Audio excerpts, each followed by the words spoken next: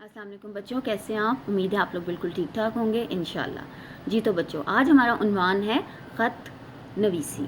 प्यारे बच्चों, दूसरों तक लिखकर अपनी बात पहुंचाना ख़त कहलाता है। ख़त को मकतूब, ख़त लिखने वाले को कातिब और जिसके नाम ख़त लिखा जाए उसे मकतूब अलैह कहते हैं। ख़त 3 तरह के होते हैं। निजी खतूत वो होते हैं जो रिश्तेदारों, अजीज़ों और दोस्तों को लिखे जाते हैं। कारोबारी खतूत, ये खतूत कारोबारी मकासद के तहत लिखे जाते हैं। और सरकारी खतूत, ये वो ख़त हैं जो कि मुख्तलिफ़ महकमों या दफ्तरों के नाम लिखे जाते हैं। उसके बाद हम बात करते हैं ख़त के बुनियादी हिस्सों की।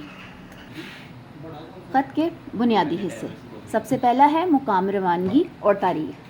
इसमें सबसे पहले सफ़े के दाएं जाने पूरा पता और उसके नीचे ख़त की तारीख़ लिख दी जाती है।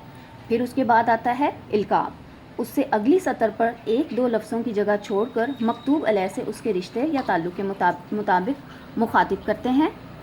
उसके बाद आता है आदाब या तस्लीमात। मुनासिब इल्काब लिखने के बाद अगली सतर में अस्सलाम वालेकुम, आदाब, सलामत रहो वगैरह के अल्फाज लिखे जाते हैं, उसे आदाब कहते हैं। उसके बाद आता है नफ्स मज़मून, ये ख़त का दरमियानी हिस्सा है। इस हिस्से में अदब आदाब लिखने के बाद असल मज़मून शुरू होता है। ख़त सादा और वाज़ेह अल्फाज में होना चाहिए, उसके जुमले छोटे छोटे होने चाहिए, बेजा तकल्लुफ़ात से गुरेज़ करना चाहिए। ख़त को गैर ज़रूरी तौर पर तवील नहीं करना चाहिए। ख़त में मुहावरात और ज़रबुल इम्साल लिखने की ज़रूरत नहीं होती है। तहरीर में कोई पेचीदगी नहीं होनी चाहिए। ख़त में कोई ऐसा जुमला नहीं होना चाहिए जो पढ़ने वाले का दिल दुखाए या इससे बाद में आपको अफसोस हो। उसके बाद आते हैं दुआया कलमात। ख़त के इख्तिताम के तौर पर, दुआ के तौर पर कुछ अल्फाज बोले जाते हैं जैसे वासलाम या ज़्यादा अदाब। उसके बाद ख़त का आखिरी हिस्सा आता है इख्तितामिया और फिर कातिब का नाम। ख़त के बाएं कोने में कातिब और मकतूब के ताल्लुक़ को ज़ाहिर करने के लिए लिखा जाता है आपका फरमाबरदार बेटा या भतीजा। ख़त के इख्तिताम पर अपने रिश्ते या ताल्लुक़ की वजह से ऐसा लिखा जाता है।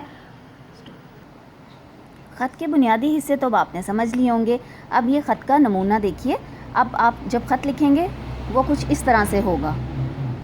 तो प्यारे बच्चों, अब तो आपको ख़त लिखना आ गया होगा। अब जल्दी से अपनी कागज़ पेंसिल उठाइए और अपने किसी भी अजीज़ रिश्तेदार को फ़ौरन से पहले खैर खैरियत का ख़त लिखें।